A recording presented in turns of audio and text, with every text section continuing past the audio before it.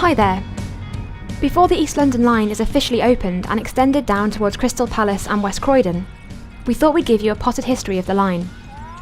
In a few weeks' time, we'll hopefully be updating the site with mini podcasts to complement your journey on the whole line, telling you facts about the route and the history of the area you're in. But before all that, here are a few things you maybe didn't know about the new overground extension. Please mind the gap between the train and the platform. Because it doesn't really venture into the centre of town, most Londoners have probably never even been on it. But the East London line is pretty historic.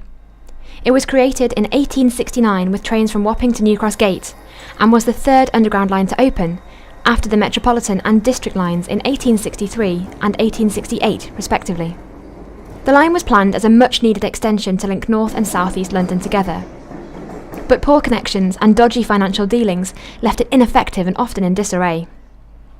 In its infant days, the line was managed by a shady businessman called Albert Grant, who was the kind of guy that sold shares in silver mines that didn't really exist, and then he'd run off with the money.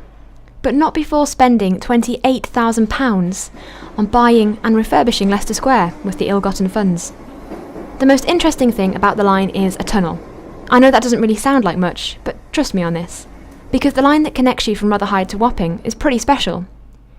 It was originally opened as a foot tunnel in 1843, and was the first tunnel ever to be built under a river. The ingenious engineer? It was Mark Brunel, the grandad of Isambard Kingdom Brunel. The train connects through some brilliantly historic areas of East London, and each station has history all around it. There are places like Whitechapel, which is always linked to the infamous murderer Jack the Ripper, and stations like Surrey Quays, which hold a name that only serves to highlight its failure, because the canal that was built here never actually managed to find its way through Surrey to reach its final destination. But there are loads of stories about the line, and they'll all be here in a bit more detail soon.